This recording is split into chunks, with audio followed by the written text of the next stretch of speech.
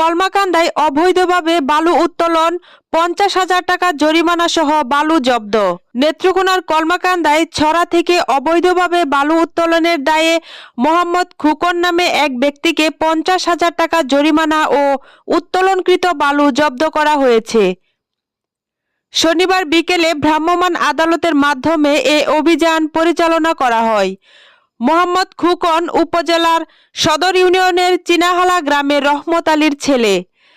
জানা গেছে, উপজেলার রংসাতি ইউনিয়নের শালিকাবাম নামক এলাকায় ছড়া থেকে অবৈধভাবে বালু উত্তোলন করছে একটি চক্র।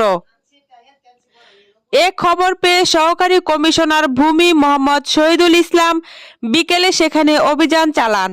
পরে সেখানে বালু উত্তোলন করা অবস্থায় মোহাম্মদ খোকনকে আটক করে ভ্রাম্যমাণ আদালতের মাধ্যমে 50,000 টাকা জরিমানা করেন।